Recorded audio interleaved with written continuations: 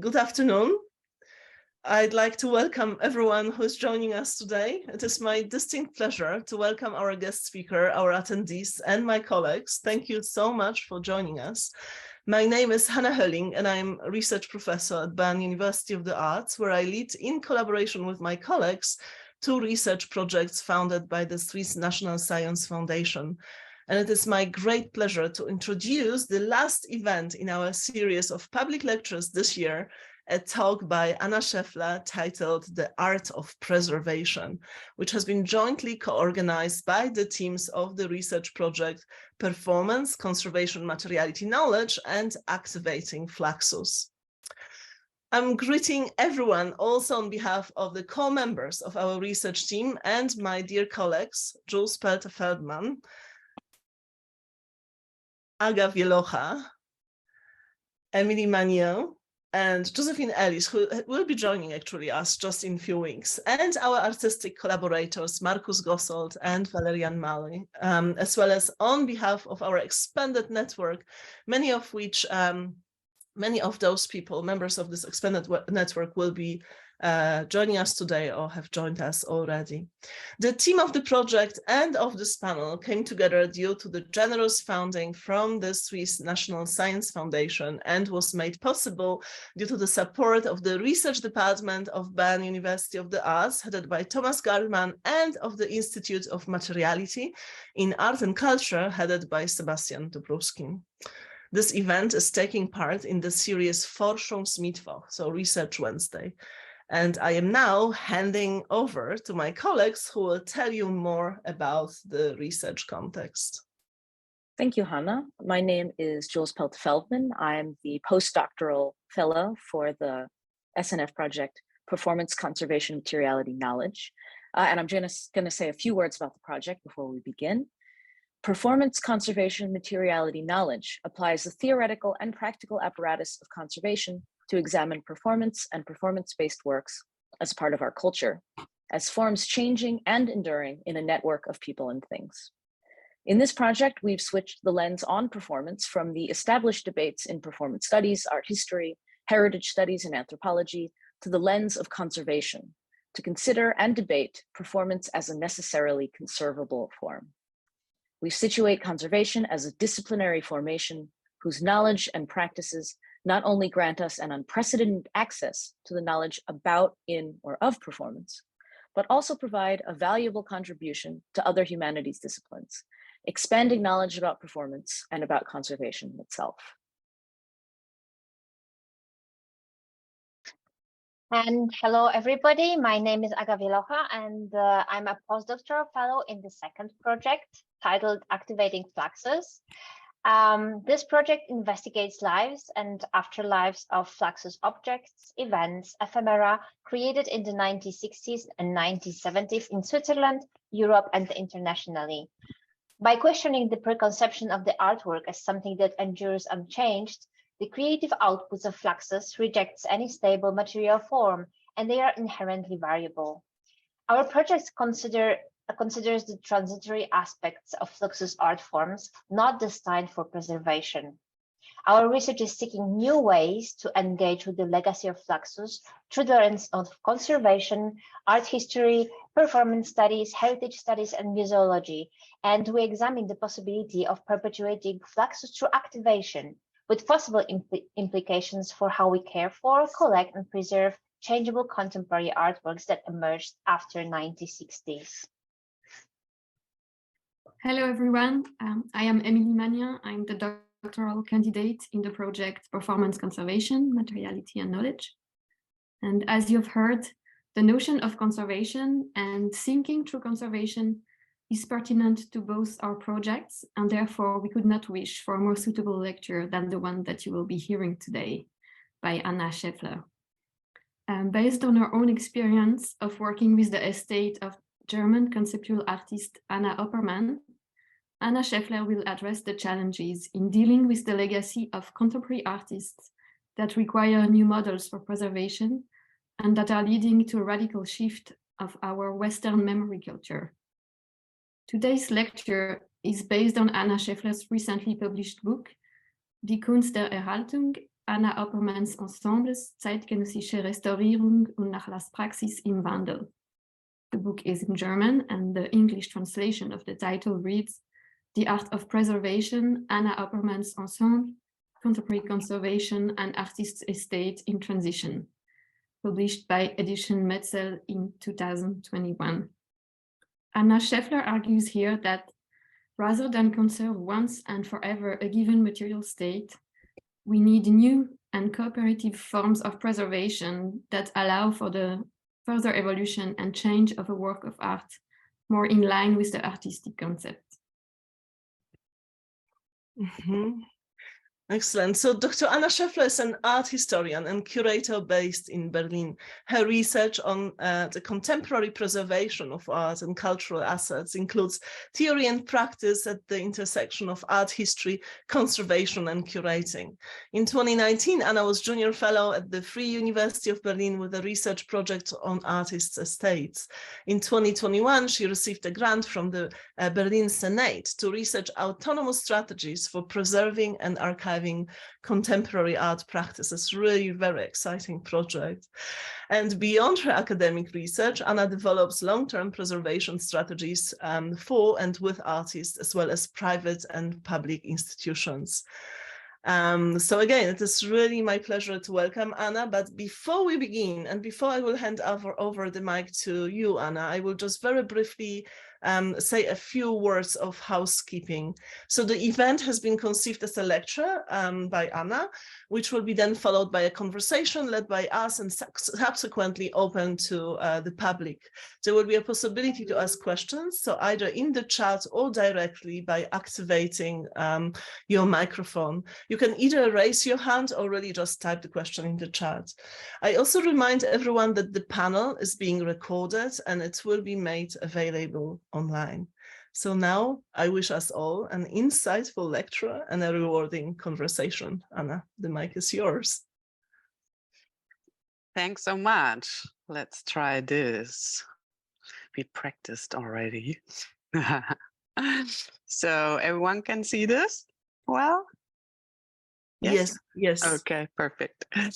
So yeah, thanks for the kind introduction and the invitation. I'm very honored to and happy to find myself in such amazing company and see so many long-term fellows today as well.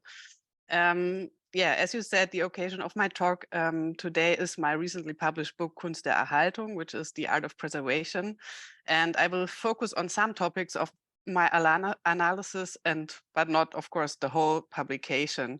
I have widely published on my work with Anna Oppermann's estate in English.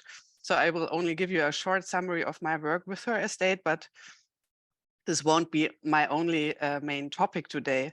What I want to focus on today is a more general point, which is also very much related to the topic of the research project of Fluxus in performance conservation. Because having participated and contributed to the discourse of contemporary art preservation over the last years, it feels timely to step back a little and put the whole discussion as such into perspective. Given that so-called networks of care take on preservation tasks, leads to a profound restructuring of museums in their function as repositories of memory and reveals the instituent potential of contemporary art preservation. In elevating preservation to a condition of contemporary art, I want to suggest a radical perspective on preservation practices, enabling the contemporaneity of contemporary art in the atomic age. So, oh yeah, that's the book. I'm really happy to also speak to you in English today, so to give you a quick or short glimpse. But some of you promised to learn German to read it. So I know, I see you. So both as an art historian and curator, my aim is to develop ways to mediate and display decision-making and preservation processes, and thus making them available for analysis. This approach is based on my practice of installing the ensembles of German conceptual artist Anna Oppermann. I've been engaged with the estate as a researcher and curator, installing her ensembles over a decade now. And actually, like exactly 1 year, there will be an opening of a huge retrospective in Bonn, Bundeskunsthalle. So you are all invited. Would be nice to see you there. In the following and based on my insights into the estate's work, I want to focus on the increasing responsibility of artist estates as legal entities in the preservation of contemporary art and subsequent institutional consequences. Since the end of the 1960s, Anna Oppermann had developed extensive processual arrangements that she called ensembles. With each presentation, the installations took a provisional state and continued to change over the years in a process of loops and recursive modifications, condensations, divisions, and multiplications. The installments of each ensemble could change dramatically over the course of time and never looked the same. Constantly rephotographed and redrawn by Oppermann, previous installations were integrated into later ones. Various spaces and times therefore coexist within one presentation. Every ensemble shows the very process of being a work in progress. The ensembles became increasingly complex through re-editing and interpreting, often branching out into new ensembles. At the time of her death, around 60 ensembles could be differentiated, although during her lifetime they never existed separately, but rather were interrelated in a sense of Gesamtkunstwerk. At the beginning, impasses for new ensembles could be objects taken from nature, leaves or fruits, or certain encounters with people. Later on, the subject extended more explicitly to being an artist, being different, or the economic aspect of making art, around which Oppermann assembled all kinds of materials that she associated with these topics. Her work not only bears witness to the often difficult situation of a struggling female artist between the 1960s and 80s, but also the broader cultural context of the time period analyzed by her method. As an autoethnographic approach, her critical reflection originates from an individual experience or conflict, like being a mother, wife, lover, artist, outsider, etc., and from there on reaches out to general assumptions and domains such as psychoanalysis, philosophy, sociology, economy, politics, and so on. Handwritten citations, press clippings, printed matter from different sources, cross-references to publications, and so on, are interwoven with personal details and stories. She includes method diagrams, such as this one you can see here, installation sketches and photos, as well as descriptions, both for showing the artistic process as well as offering a mediated access for the recipients. What I want to suggest is that an ensemble provides an ontological model for the understanding of preserved artworks in general, which also accumulate material and immaterial aspects and unfold over time. Analyzing and self-recording on the basis of former analysis and records and including it again, this links preservation practices and the ensembles in which the analyzing and recording become part of the work itself. So here, this is, for example, different instantiations of one work over several years, and you can see how the installations change over time. And this is all displayed in the same ensemble. So an ensemble keeps record of all the processes of installation, division, and fragmentation, partial loss, and so on, allowing these to be studied through the work itself. An ensemble not only shows what has been preserved and how, but also addresses loss as an integral aspect of preservation processes. It incorporates this factual knowledge not only through its materialized traces, but also through documentary material such as installation photos and plans, catalog texts, and above all diagrams of the ensemble method. An ensemble is also a synthesis of all of the above, a palimpsest of sorts that, however, unveils all previous conditions simultaneously. The best way to describe the works is by the structural principle of recursion, a nonlinear procedure over a period of time that pivots on itself through self-similar repetition. Within the visual arts, recursion is known as mise en abîme patterns and becomes most apparent in Oppermann's artistic practice of photographing installed ensembles that consist of photographed installed ensembles and so on. As obvious as it may sound, an ensemble consists of iterations of itself. So, despite numerous solo and group exhibitions, including Documenta 6 and 8 and the Venice Biennial in 1980, curated by Harald Seemann, the ensembles were not collected by museums during Oppermann's lifetime, and she was not successful at the art market either. The exception to this were a few private collectors who acquired smaller reductions of ensembles or individual canvases directly from Oppermann.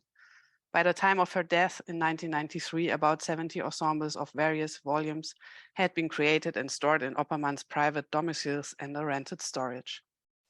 When Anna Oppermann died, she left neither a will on how to proceed with the installation of the ensembles after her death, nor information as to who would actually take on this task. The examination of the material confronted the working group around her long-term partner Herbert Hossmann, which you see here on the lower left, with the difficulty of deciding what parts should be assigned to which ensemble. A controversial undertaking, since potentially everything could be part of an ensemble, such as photographic documentation, common decoration elements or newspaper clippings, children's toys or jewelry, pendants, furniture or tablecloth. Private and artistic estate are merged.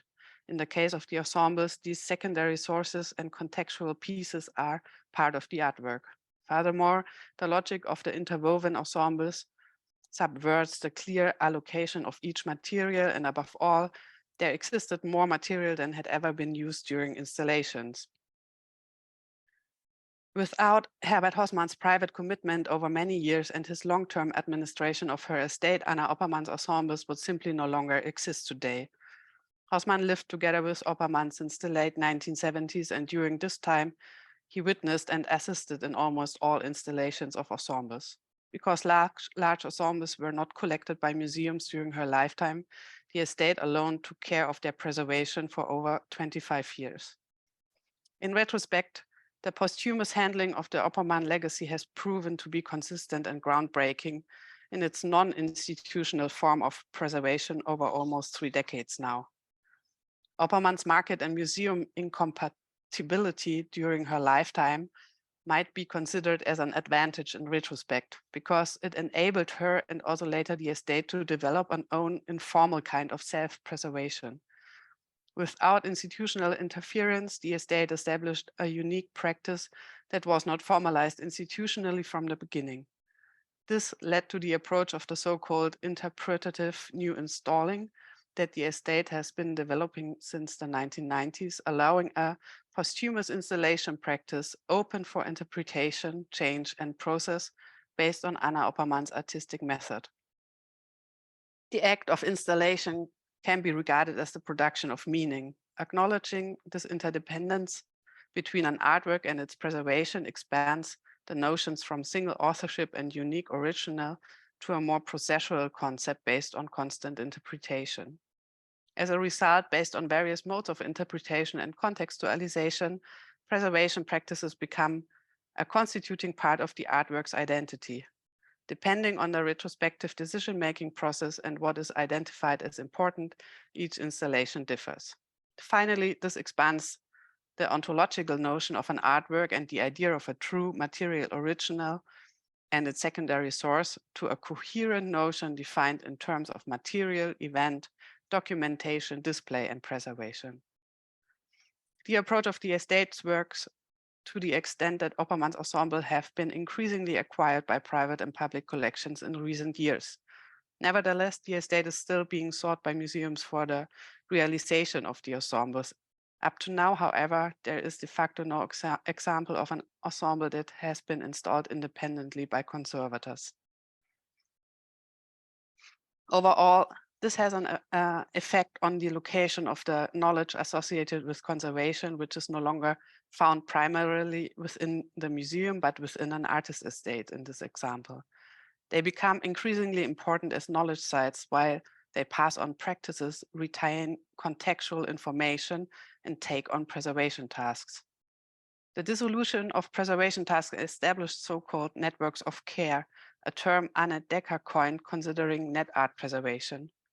Networks of care was first used by Decker in the context of contemporary art conservation to describe the changes in practice regarding net art and the relegation of preservation tasks to non-institutional actors.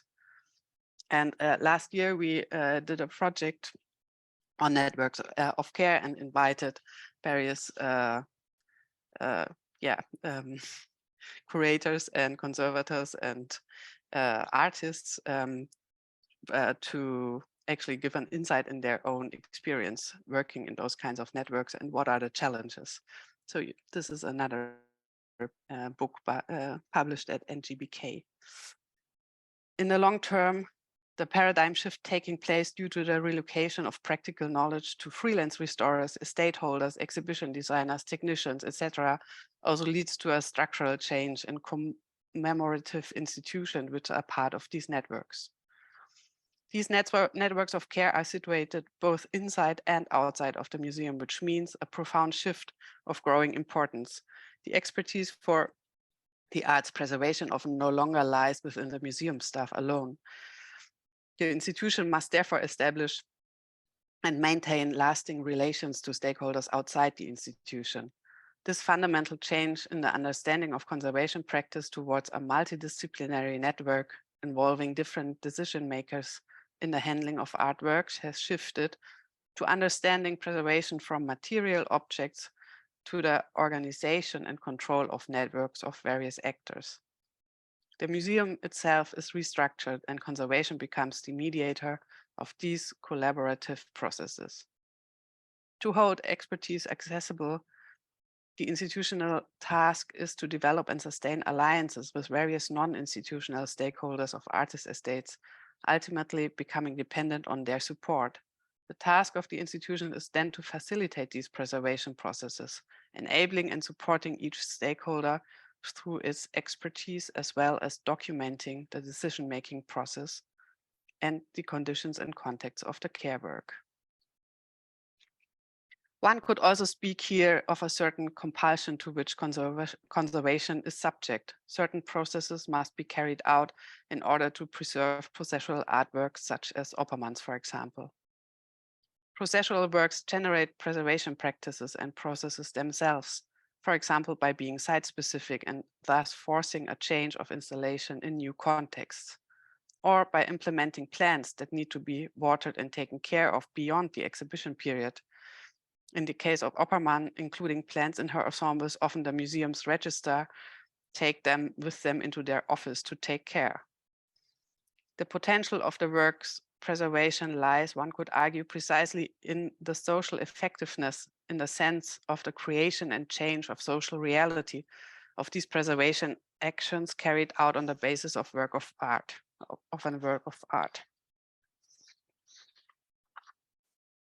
The institutional critical potential of these works from the 1960s and 70s no longer lies solely in a commentary function, but rather requires institutional action to take a position and become visible itself. So in this sense, in the German word Erhaltung, I always like that there is a kind of Haltung, which means like attitude behind it. So it's not Bewahrung like the sense of like truth idea, but more like, you have to position yourself and have a like physical attitude, but also like an ethical attitude towards preservation tasks. Posthumously, these art practices gain an additional relevance because they not only demonstrate institutional critique, but also force the institution to undergo a profound change by demanding new forms of preservation, like establishing relations outside the institutions. Mastering these tasks leads to the transgression of existing institutional boundaries, and at the same time allows new structures to emerge. The traditional memory institutions, such as public archives, libraries, and museums, thus become visible as a system of relationships rather than an institution with universal interpretative sovereignty. Aiming back at the institutions, these artistic practices might even have a binding effect and call for a scaling down of institutional commodities through instituent practices, a concept that Stefan Nowotny and Gerald Raunig developed as a third phase of institutional critique after the canonized institutional critique art practices of the 1970s and 90s. It greatly helps us in understanding the challenges facing institutional structures through contemporary art. And it is only today, with a certain time delay, one could say, that the institution is really affected by these critical approaches. And this institutional effectiveness of institutional critique takes place not least in the preservation processes and practices transgressing traditional conventions. So what are the further consequences of a processual understanding of the preservation of contemporary art in general? Let's step back a little. Since a process takes place in time, the processual understanding of the work implies a new temporal dimension, the work's last. Temporality is thus understood structurally here. The temporal expansion of the preservation process also changes the view of the temporal dimension of the work itself.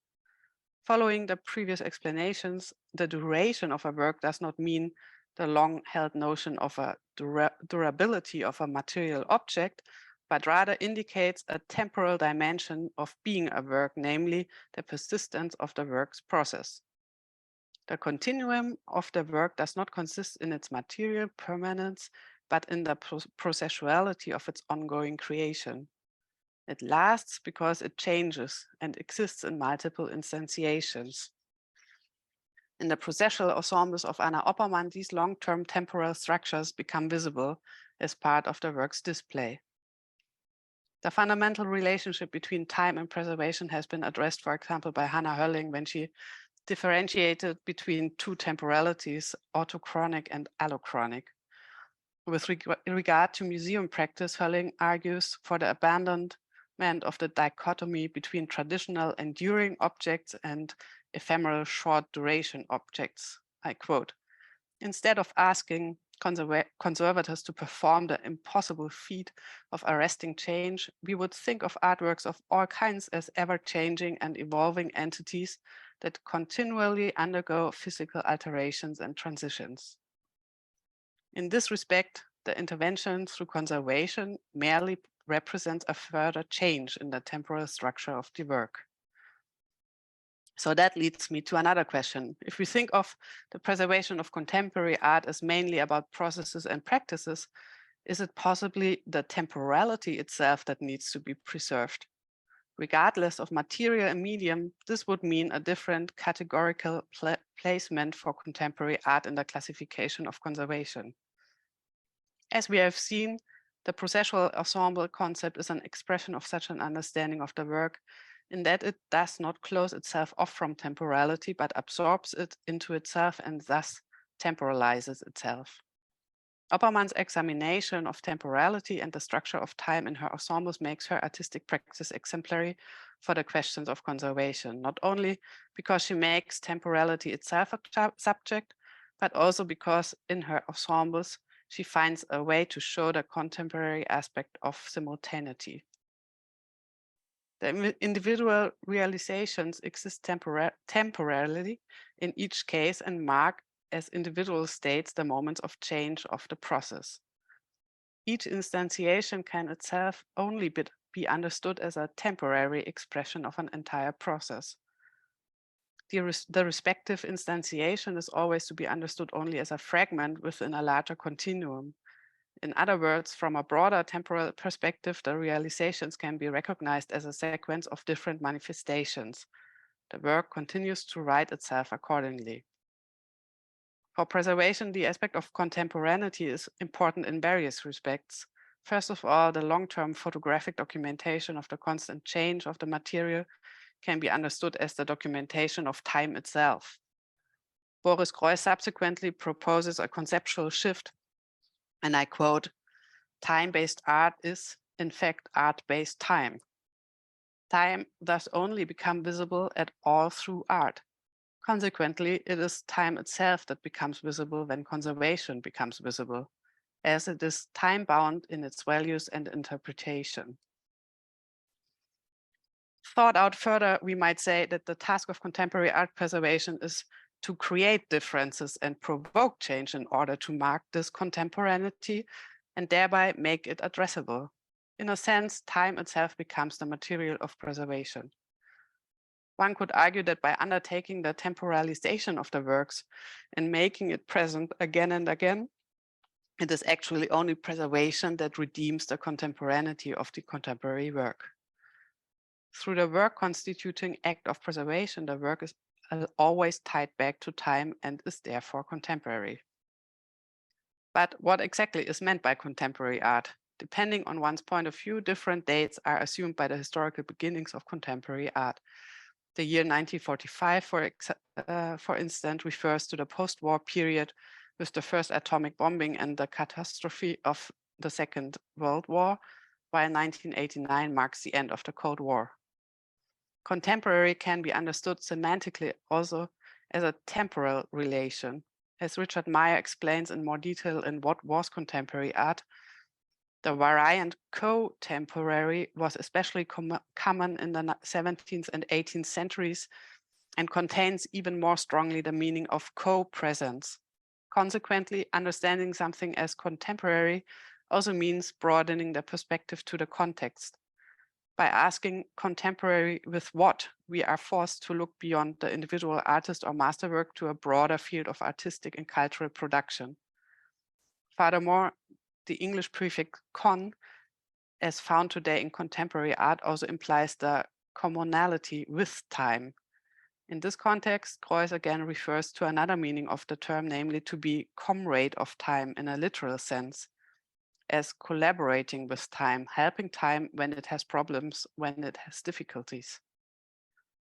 The reference to time in the preservation of contemporary art as stated is not to bring the material through time as durable and unchanging as possible, but to preserve the temporality of the work itself. This contemporaneity of contemporary preservation ultimately causes contemporary works to always be tied back to time. To be with time, to be contemporary means, as Giorgio Agamben puts it, to divide time, to insert seizures that make it readable in the first place. So the act of conservation would thus be one of these possible seizures. However, it is not only the case that preservation has a new task in contemporary art, but also for the conception of contemporary art as a far more fundamental aspect. For the conception of contemporary art, a far more fundamental aspect changes through preservation. Preservation is the actual redemption of contemporaneity. By undertaking the temporalization of the works and bringing them to mind again and again, preservation actually redeems the contemporaneity of the contemporary artwork. It establishes both the reference to the respective time and to its own historicity. Since preservation itself can only be understood as integrated into the respective contemporary context or as an expression of its own time, the work that depends on this act of preservation is always intertwined anew with time. The act of preservation is thus at the same time a historical marker and enables the experience of temporality. Consequently, contemporary art is a special challenge for preservation, not because the material or the media poses durability problems, but because it needs to be made present and thus temporalized. This does not mean a lack of history, as one might assume. Instead, it is a with and in time, a processual understanding which is aware of its historicity and produces it over and over again. Precisely in order to avoid a lack of history, visible traces are necessary that temporalize the work by marking its historicity. Subsequently, this would mean for contemporary art that its relation to its own history has to be established again and again. This is done through preservation, through its interpretation. And even though Cesare Brandi worked to objectify the science of conservation, he still recognized the time-bound nature of a conservatory intervention. Just like the reception of art, conservation approaches can change over time. Conservation is an expression of valuations within cultural processes.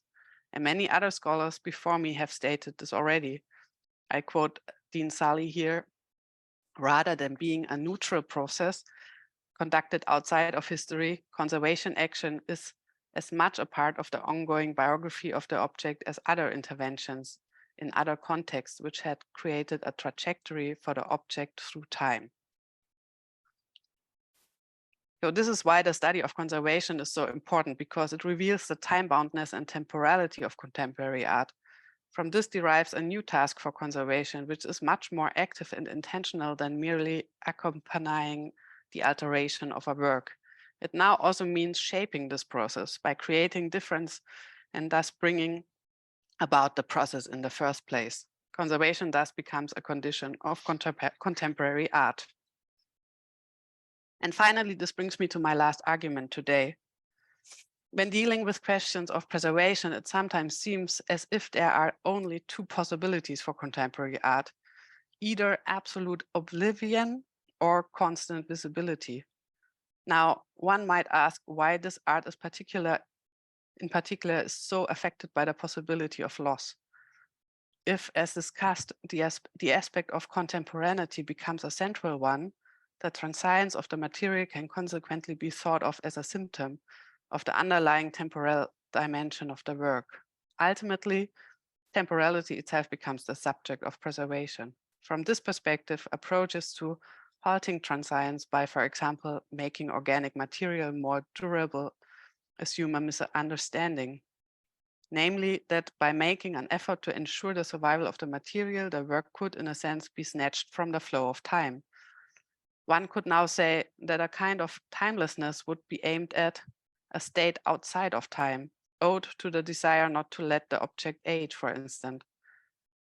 But the durability of the material as seen is not a yardstick. Artificially stopping the process of decay is not the goal of processual works. This was also discussed by the participants of the Conservation Congress Contemporary Art and Conservation in Sydney in 1984, where Anna Oppermann also presented her ensemble method. Heinz Althöfer characterized the art of the post-war period of the 20th century there as follows. If one understands the choice of material as an expression dependent on the respective time, the material transience is related to the simultaneous cultural sensitization for the ruinousness and fragmentation of time in the face of historical developments such as wars, new communication, and mobilization technologies.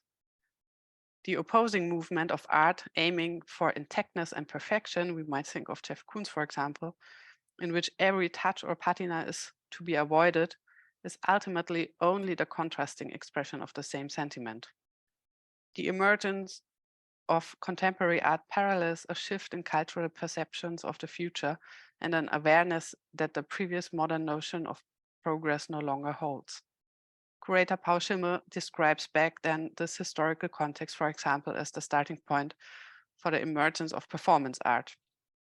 I quote, "After World War II, the Holocaust and the atomic bomb, a shift in consciousness occurred throughout the world. The possibility of global annihilation made people more aware than ever before of the fragility of a creation that was at the mercy of destructive forces of unprecedented proportions. And it also gave them more insight into the primacy of action." The quote continues, "During this period, an overwhelming number of artists from the United States, Europe, and Japan began to define their production within the framework of a dialectic of creation and destruction. Whether they depicted themselves in an elaborated Zen line, a heroic yet fleeting painterly gesture, or an explosive destructive act, beginnings and endings became their theme, a theme that evolved from a primary concern with the temporal dimensions of an action." And at this Congress in Sydney in 1984, the conservator Robert Wilmot also placed this upheaval in the context of the omnipresent nuclear threat in the 20th century. And here I have a last quote for today. "Contemporary society is far less inclined to plan for posterity than previous generations.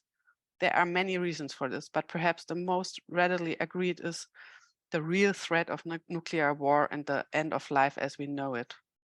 Wilmot's diagnosis of these times led him to a sobering view as far as preservation was concerned. These effects and others make the traditional role of the art museum as collectors and preservers anachronistic to a very considerable extent. The statement that conventional conservation was anachronistic against the backdrop of this constant existential threat of the atomic age was aimed as early as the beginning of the 1980s at the necessity of a revision of preservation approaches, as it is only taking place now with a time lag. Contemporary art preservation detaches itself from the idea of endurement through the material fixation of an artwork. On the contrary, it is about the continuous temporalization, a permanent examination of the still in time existent.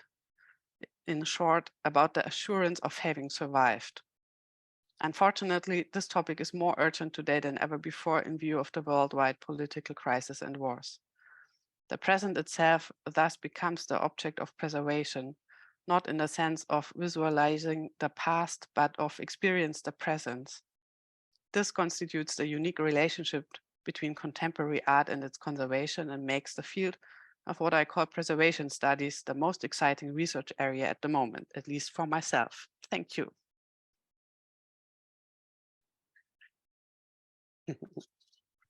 Thank you so much, Anna. That was really very insightful. And I bet we'll have many, many questions. People are clapping their hands digitally, as we see. And I just wanted to also invite everyone to post questions for Anna in the chat, which we'll be taking shortly. Or obviously you are very welcome to raise your hand and pose the question directly. Anna, would you like to stop sharing for the conversation? What would yes. Yes, that would be great. And we are now seeing also the clapping hands much better. But Anna, I will just take the liberty to ask the first questions, because we obviously, you know, I have tons of them, and we have been in the conversation for such a long time, and I'm very intrigued by so many of your concepts, and I would probably be very I will have to just keep myself short here, but obviously, you know, this idea of an ensemble as something that keeps the record of itself is just fascinating, and the estate is site of knowledge. And obviously your final reflections, which are just very, very deep, that could spawn, you know, a conversation in themselves for several hours. But I would love to kind of come back to this idea of loss, if I may, you know, that you beautifully put forward, and the kind of idea, you know, where you say that we have to accept loss as much as whatever we gain through the conservation. And I wonder what are the you know, the kind of politics and ethics of the acceptance of loss in this context, you know, and actually what kind of notion of conservation do you think we'll be preserving, you know, through this actions, or through that what you are proposing? Because, you know, I mean, you obviously beautifully discussed the notion of time, and you know, I was also very concerned in my own scholarship with time, and when you say that time itself becomes preservable, and you know, and we have to preserve the temporality of conservation, then, you know, my question actually turns it around and asks you, you know, what kind of notion of conservation you think we are preserving as a site of knowledge, almost, you know, for the future. That might be perhaps too much, but I'm happy to kind of come back to whatever I said at the beginning. Anna, over to you. Yeah, that's really interesting to turn it around. Yeah, I also think that also, like, when you look at the discourse of contemporary art conservation, it changed so much over the last decades, you know, and I always have the feeling, and that's also why I tried to like really put it in a broader perspective, that perhaps now we are in a moment where we can have another notion of conservation as well. And I'm sure you are working on this in your brilliant research project as well. I mean, for me, like this question, because that was like why I focus on this, let's say, productive aspect of change, and you know, because actually my intention a little bit was to how do you say, like that there is a peace, there is a peaceful engagement with conservators in what they do, because of course, like preservation is such a field of anxiety and like, are you like doing things wrong and so on, and people are so sensitive and thoughtful about what they do, and of course, I mean, it's just in a way also there is like you won't be able to preserve it all, and you know, it's just like also a Sisyphus kind of thing to do, and of course, like and that's why I actually wanted to put on this perspective that you also can embrace loss as something productive. So it is not something that like means that you are not full, like entirely preserved or whatever, but that it's more embedded in those processual dimensions of, I mean, everything, like our whole existence in a way. So actually bringing those things together. And also, I mean, I'm always, I mean, when that's also why I thought it was important to bring really in this atomic age aspect, because it's just amazing that we like go out every day, you know. It's like, because we know like loss is around the corner at any time, but like somehow our brains work in a way that we really can dissociate it and do our things and so on. But that's actually prevent us from just stopping it all. It's a very powerful thing. So in a way, like potential loss is also a very strong driver of everything we do. So they're very freely associated. Thank you, Anna. I see Jules is ready, and we have also already questions from audience. Jules, over to you. Yes, thank you. Thank you, Hannah, and thank you so much, Anna, for this really fascinating talk. So my question comes from a situation that we're often facing in our research in the project, in which we find sometimes these really fascinating approaches to conservation or ideas about conservation coming from exactly, you know, artist estates or artists or kind of non-institutional places. And then we are often kind of confronting the comparison between that sort of flexibility and innovation and also kind of theoretical openness.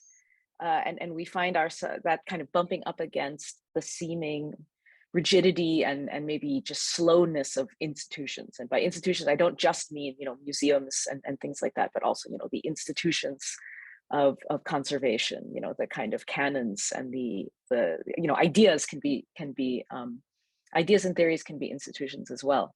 So while I know that your project is not necessarily very practically focused, I wonder if you have any ideas about how the kind of innovation and openness and kind of transformation that you see with Oppermann is something that if there are lessons that can be drawn there to institutional contexts or to even to other contexts in general that you could share.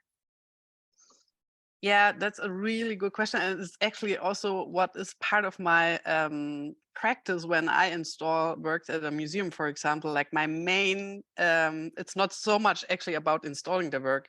I can like do this, but actually really talk the staff through it and really get them to understand what is important. And I just had a very a great moment this summer when I installed an ensemble in Stuttgart, and in the beginning, because he always has like those plants and, you know, like leaves from, I don't know, certain kind of trees, and of course, like that's such a no-go and I understand why and so on. But in the end, like after 3 days, like working with me on this ensemble and understanding the concept and the method and so on, the conservator one day morning showed up with leaves that she climbed up the tree in her garden and like brought it into the museum. And you know, and I was like, it's just like those little things, but I was really like, oh, now I'm really sure this work will be happily situated in this collection. So it's like all those because I still think that those institutions are important. I mean, they are historically grown, and like the conventions, they fit to certain things. And of course, well, like contemporary art is always challenged. So you could also say, like, I'm not sure if that's the right context still to preserve those works, or do we need other kinds of structures? But I still think they are relevant in a way that they are our memory institutions, and so that's also why I still talk about like an artwork, for example, and not only about practices or like about Erhaltung and not only about processes, because I think it's also important to shift the notion of those terms as well, and not only just like use other terms. So I think it's in a way, it's also like for me in the end, it's also a political question in how we can what kind of structure is evolving there, you know, and what who is taking on what tasks, and I think because, like, for example, with the artist estate with Oppermann now, I mean, it's run by a gallery, so it has a certain stability, but of course you never know, you know. I know so many artists that also like build now their own huge storages, because, you know, when they are with famous galleries, they don't know how long this will last and so on. But that's, of course, like, then you have it all in those private structures, and I think that's a real problem as well. So yeah, I think there also needs to be a structural change in this. So yeah, quick thoughts on this. Thank you. We There's have a dog with a hand. Sharulan, would you like to speak up, to turn on your camera, please? I'm sorry, I'm camera shy. Sorry about my dog. No problem at all. Don't worry. Sweet. Speaking is enough. Speaking is enough. I actually had 3 questions, and I just want to state beforehand, I'm sorry if I'm not fully comprehending the topic. It's the first one is that of how you got into preservation. I know for me, it came from a more personal side surrounding how I live on Guam. We had a really hard time preserving our culture, our art, and as you said before, it's either we actually preserve it or it's gone. And there is some good that, well, not good, but acknowledgement of learning from losing said pieces of art. But I just wanted to know, how did you get into this field, firstly? Yeah, shall I answer? So it was just, I never, I did not spend too much time at university, I must admit. So I was always working with artists and museums, and so in my first, and then I, of course, like, experienced that it was a real topic for artists a lot of times, like how to reinstall it, and like the assistants take over, and so it was really like my own practical experience. And then I assisted at an installation of Oppermann like 12 years or 13 years ago, and got really into like all the problems, and also more into, then from there on, into contemporary art conservation. And then it's such a welcoming field there. Like in Germany, there's only a little bit going on, but like in the Netherlands or in the UK or the US. So, and then I thought, like, okay, that's my context. So yeah. Completely understand how you feel. I actually have the same kind of feeling when it comes to where I live. And that's where the second question comes in. And that is, how would you recommend we kind of advocate for things like this? Because as you said before, it's kind of hard to, well, for some other people to understand the value of this until it's gone. And then you realize the amount of basically cultural impact that's vanished before your eyes. And I wanted to ask if you have any just tips for trying to advocate for the preservation of art. Yeah, and making it more visible, I think. I mean, that's always for me so fascinating. Also, all those conferences, you know, it's just like the most amazing stories and like behind the scenes challenges and so on. And then like everyone goes back and they become the cleaning lady again, you know. I mean, it's all about the hierarchies, also like institutional context. And of course, and that's also why I think the conservation is so powerful as a field, because it really can change those kinds of hierarchies, because suddenly like conservators get a new role in this whole process. So what I do, I mean, for me, I'm not a conservator, so I consider myself rather a curator. So it's also part of my book. I describe a 10 days experiment and an experimental exhibition actually set up, where we showed the whole process, what we did, and then documented it. And so you could follow each step, like everything that is usually behind the scenes. And I think, and probably there are changes in museums politics now, also to open up more about like their own values and how they work and so on.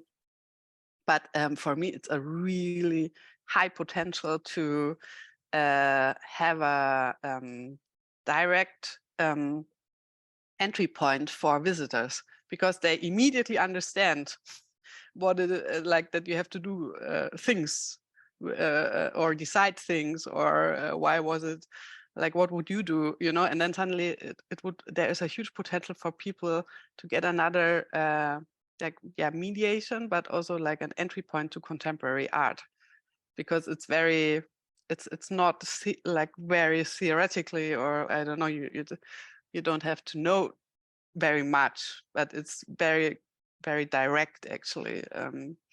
And so how I try to advocate for it is actually doing exhibitions that open up about like this amazing field and what is possible in there. Yeah. That actually goes perfectly into the third question, and you practically answered it already. And that is, again, a lot of these institutions, in their endeavor to preserve art, they kind of close it off to even the culture that created it. And it's that whole aspect of when it goes from preserving art to accidentally taking it from the public.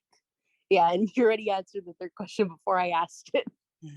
Sorry if I'm really uneducated about this. No, but I mean, of course, I mean, it's also about like provenance and restitution and like all those aspects. I think it's another aspect that comes in there as well. I mean, on the other hand, I'm also working a lot with, let's say, marginalized artists movements or so. I mean, a lot of them also don't want to be represented or historized, or, you know, there's another kind of challenge also, like not everyone thinks that like the institution is the best, like, let's say, the final destiny or so. And of course then it's important to to build alternatives, really, and also like the whole aspect of self-archiving. I'm doing another project now on website archiving, for example, because I think it's so relevant, and like all the artists are doing actually their own little catalog raisonnés already, but on their own, you know, and like how could you support this and to collect it and store it somewhere and make it accessible for research. So I also like, and that's also what I talk here with politicians and the administration here in Berlin, that there needs to be more also structural funding for those kinds of approaches. So we have all those institutions and so on, but there is also an alternative way of thinking of this. Yes, much work to do. Yes, thank you. Excellent, great questions, and thanks. And I would have, I would love to follow up also on this idea: who supports, who can, provide us support in those initiatives. But I'm seeing, perhaps we can come back to this at a later moment. I'm seeing that Aga raised her hand, but also I think slightly earlier, Natalie Haren, who is in our chat, is posing a question. A very interesting one. Natalie, if you hear me, would you like to pose the question yourself and turn on your camera? Otherwise, I can also read it aloud, but it would be nice to see you.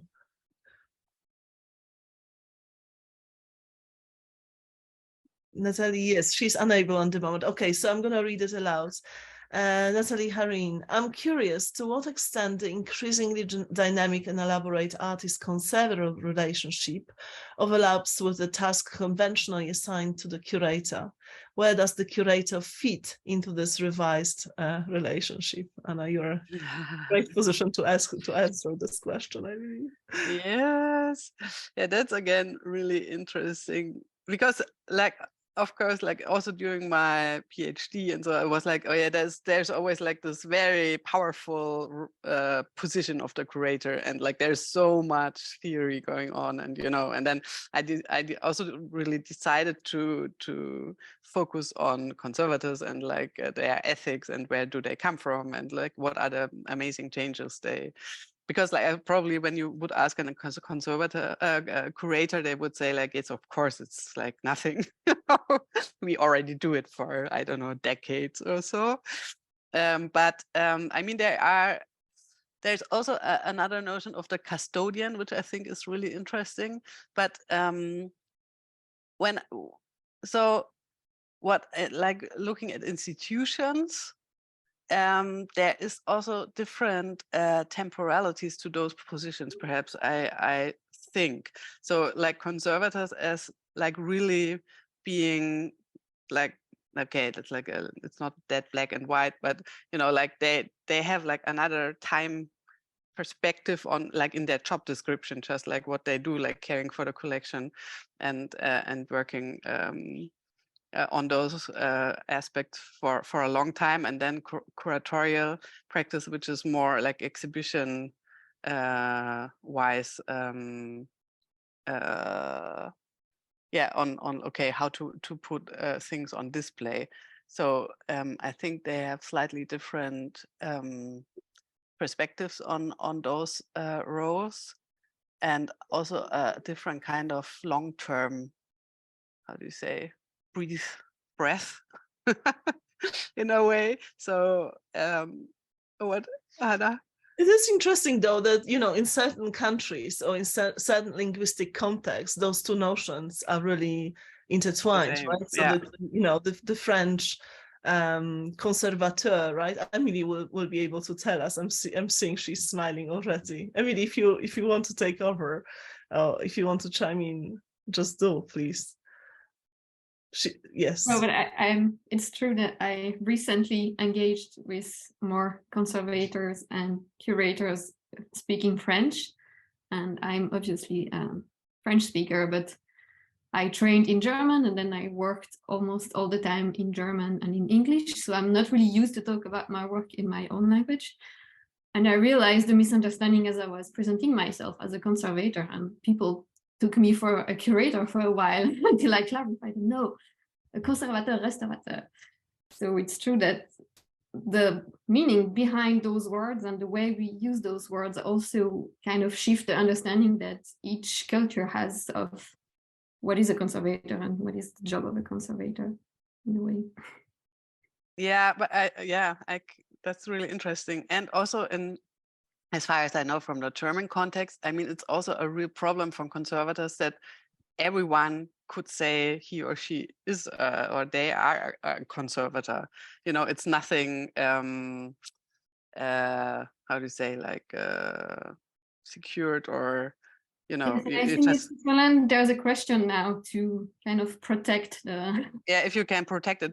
But and that's also why I shift a little bit always, but that's why I'm also talking about preservation more than conservation, because conservation for me is still like really a practice that yeah, is bound to certain ethics, let's say, and has a certain moral or like a leading idea or so. And preservation is actually where also like those curatorial aspects come into those notions. So it's, yeah, actually the third space in a way. So let's just give now the mic to Aga, because she has been waiting for a while. Aga, over to you. No, that was actually a pleasure to hear this very interesting conversation about different notions of conservator and curator and restorer and custodian. I think it's very worth to kind of keep on actually discovering those differences, those notions, because it is not solved somehow. Yeah, how we are thinking about our own professions, but how other people are thinking about what we are intending to do, right? But my question first, thank you so much for this very inspiring talk and for putting this wide perspective of atomic age to the conservation, because I think it's actually very important to do this. So thank you so much for this. And my question is related to the notion of networks of care, which somehow I know that we both are hooked on this notion, and kind of we both find this very inspirational. But somehow I was wondering if you have some, after kind of, the pandemic and kind of like shift of, kind of the world is changing, and we haven't been talking since a while. So I was wondering how you are thinking about this notion of networks of care now, and how you are thinking about the possibility to actually keep on working on this notion, somehow exploring it further, and maybe even implementing it. So what are your kind of recent ideas around this notion, if I can start? Yeah. No, yeah, of course. Yeah, I mean, as I am not, I don't work like for one institution. Or let's say, like, if I would work in a museum, I probably could try things out there or so. I don't know. But as I see it now, I mean, as I told you, like this website archive project, for example, where also Dusan is involved, we talk a lot about like those community approaches and what kind of scenes do we actually have in mind, but also how can we give access to people we don't know that they are there, like I think that's the problem with those networks of care a little bit, that it's always bound to your context in a way. And the challenge really is then to step out of your comfort zone or your like first 3, 4, 5 thoughts, and then really open it up. But then the question is like, how do you research this? I mean, that's it's a real challenge, because how, like for example, like here in Berlin, when I want to know, I don't know, like about certain artistic practices in the 90s, I need to know that there is this one person that was involved, and that then I go there, and then perhaps they lead me to the next, and so. But I need somehow an entry point. And even if you are aware of your shortcomings and that you are perhaps like, like it's all about like also discrimination and how to involve communities that are invisible or don't have the resources and so on. That's for me like now the most interesting question now, actually, with these networks of care. How can you care about those networks of care when you perhaps even don't know that they exist, because it's a very informal and also personal thing, like all those connections and so on. And so it's not that you write down a list of people who are involved or so, but people know other people and so on. And the question then is like, is it some kind of platform where people could meet, you know, or is it, I don't know, it's like a more a structural question, actually. Mm-hmm.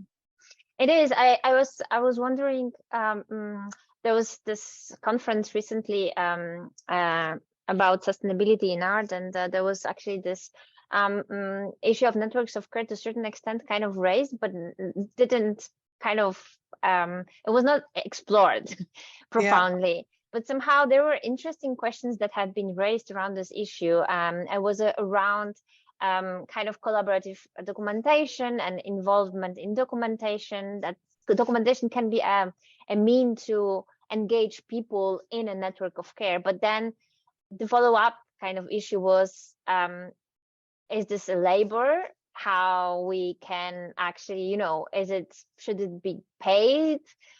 How we can actually, you know, construct those networks within the society right now, you know. So yeah, so that's kind of those issues are interesting for me right now, and I'm trying to kind of wrap my head around that. And also, what are the drivers for those networks? I mean, how would you like? I mean, that's all the whole care question, of course, you know. But when I don't know, when you look at the at the gay scene, for example, here in Berlin, they like it's more this kind of social family, and I don't know, like there's a lot of like relations based on I don't know, like love, or because it was a friendship, or you know, and it's a whole emotional kind of drive that comes in there. And also then the question is like, how long does this last? You know, it's just like, because you want to care about a certain person, but if you are dead, like, okay, then like with the Oppermann case now, I never met Oppermann, and like the generation before me, she knew her and was like a kind of assistant then, so she had like this personal thing, and of course her long-term partner did it for love, you know. But I'm already really, as a second generation, I'm really detached from it in a way, but I think it's a really important work, so I would like to carry on. And I but now I have a personal connection to the persons in this network, which keeps me going. But so it's really, I think the whole emotional aspect of yeah, also preservation and this kind of labor is really underestimated. So I think it's, yeah. Thanks a lot. Wow. Yeah, interesting conversation is going on parallelly in the chat, still on this notion, you know, of perhaps on these differences between linguistic context. Restaurateur writes Emily, the most common understanding of restaurateur in French is someone who works in restaurant, and Jules answers that the first restaurant served soups that were meant to promote health, returning the concept of care to the body once again.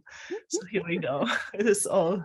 But there's also like this different notions of conservation and restoration in German, for example. I don't know. Yeah, probably you are aware, but I mean, like restoration is more to make things more readable again, or so. So you also can like add things, or so. So it's a little bit more free, let's say, or like open in what they do, but it's still reversible, and that you can see that there had been things done. And conservation is more like this kind of fixing the state thing. So I always thought that's really interesting in German. In German, I never talk about Konservierung, actually. It's only Restaurierung.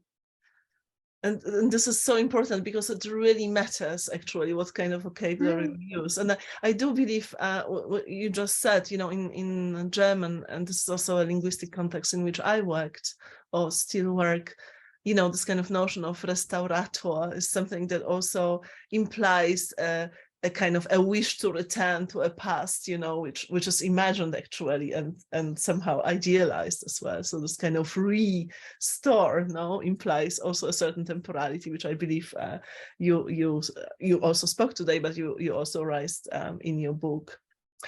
Yes, I want to invite everyone to ask questions in the chat or raise their hands. This is also for our dear students at HKB, so please feel encouraged to ask anything, Anna, anything related to Oppermann and her concepts presented here. Natalia Kosic writes, contemporary definitions of conservation and restoration here on ICOM-CC. Absolutely, yes. And I think many of us have been looking at those definitions. These are not necessarily the only definitions, but it's very helpful to have them. So while people are thinking, and I know my colleagues have also many other questions, I would love to return, Anna, to this notion of working with an estate and basically not knowing the artist, with this kind of to this kind of ethics of preserving something in second generation. You just mentioned, this is actually a follow-up on something that you mentioned already. You mentioned that you have never come to meet Oppermann, and yet you met her through all those works, and basically it's very funny. I have the same connection with Namjoon Paik. Obviously, never met him personally, but I feel his kind of agency enabled me many things, and speaking with his people and studios and friends and colleagues and family.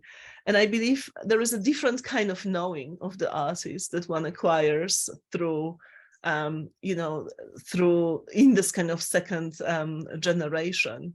And perhaps it even harmonizes nicely with this notion of creative conservation that you or preservation that you raised in your talk. And I wonder whether you could expand on this a little bit more, even into visionary landscapes, which I love myself generally per default. Like, how does this meet? When the artist is gone, when we are working with those estates, with those heritages that are or legacies that are left behind. And there is a group of people who obviously feels entitled to this knowledge, perhaps more or less, or perhaps more. And then we do try to pursue this creativity in conservation, or acknowledge it. How does it all fits together, and how what could be make for the future? Again, there's a lot of emotions involved. Also, like with generational shifts, then I mean, when like the next generation takes over, and so, and what I experienced, for example, and I think that the difference is really like let's say when I talk about myself as a second generation, that I already have this awareness of what the first generation did to the legacy and the artistic work. So I always, it's not that I'm very much aware, for example, what they did when they sorted it in the beginning, that I'm always can see what they did already in terms of categorizing and sorting the material and so on, and in a way I sometimes have the feeling that they really wanted to get it rightly done, in a way, also like to really grasp, like, okay, well, it's so overwhelming, so now we have to really concentrate on, like, okay, what assign things to each works and so on. And for me, I'm more again, and you also can see this in those installations from the 90s and 2000s a little bit. So they are, I would say, perhaps like clearer, or more sorted in a way.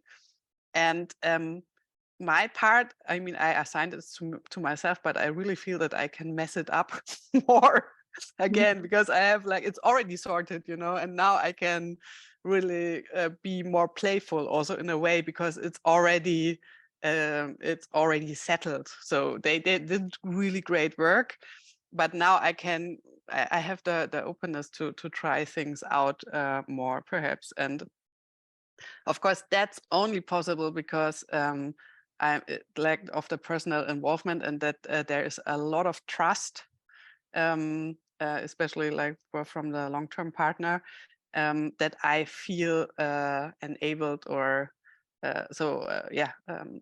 that I can do this.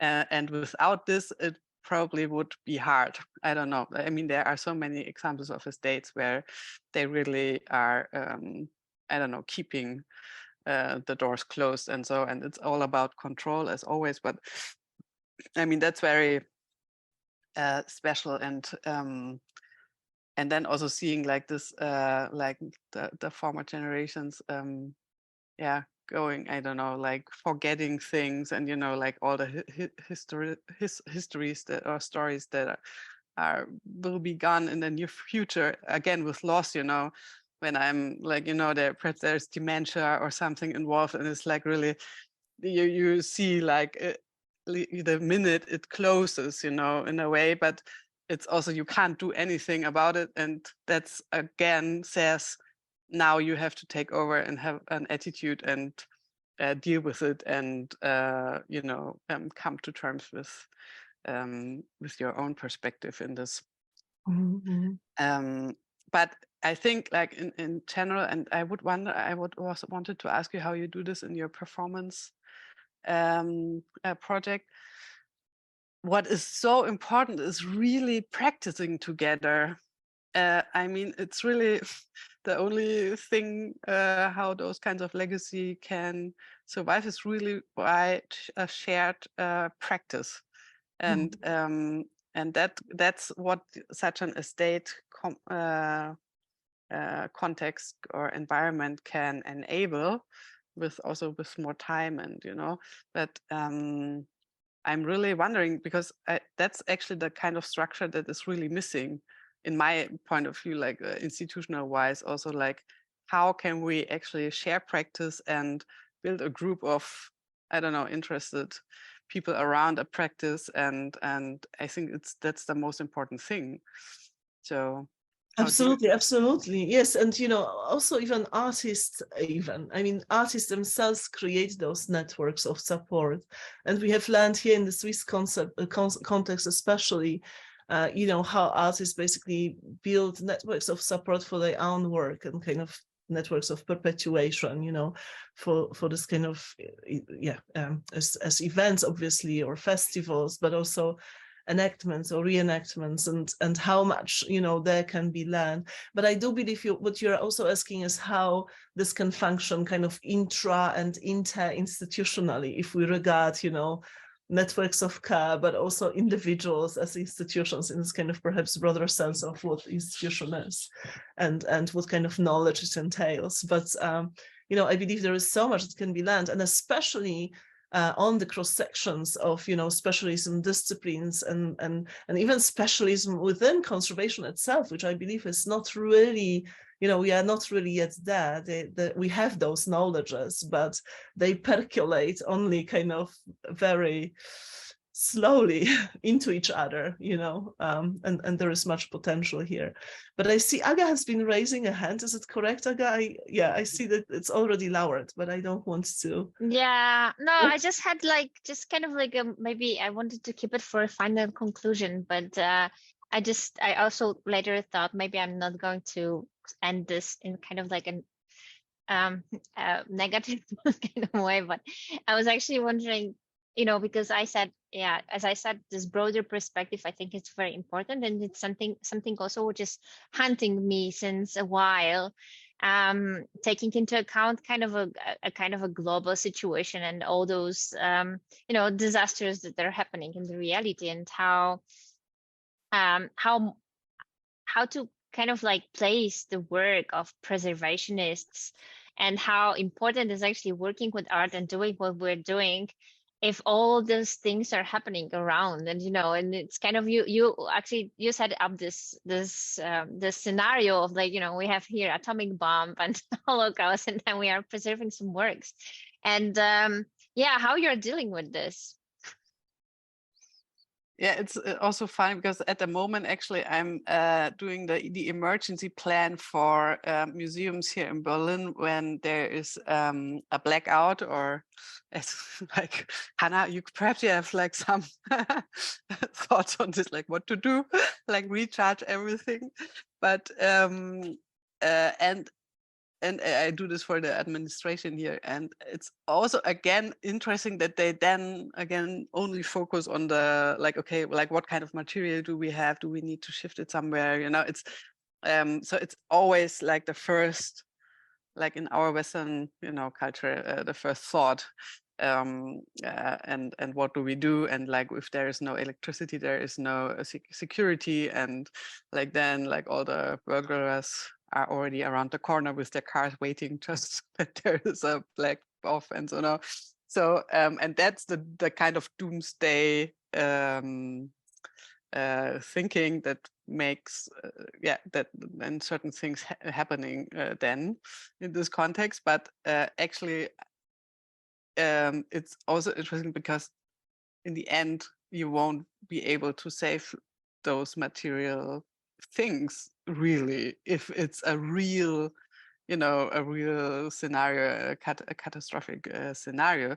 So the question of course then is like, should we not actually again learn more about how to survive in the woods, or you know, like bringing it really down to like, I don't know, I'm a kid, I grew up with Chernobyl, so I have no idea about mushrooms and nothing. So and that's actually kind of knowledge, I think, that is situated in preservation practices as well, and they also have the methods to bring them on, you know, in a way. So for me, it's of course, I mean, it's always a question like, what can we contribute to those crises, like being in the arts. But I think there are like, especially in those recent approaches, there are really life-saving, or let's say survival practices we could share and learn from, you know. And that's why I think it's also preservation is so interesting.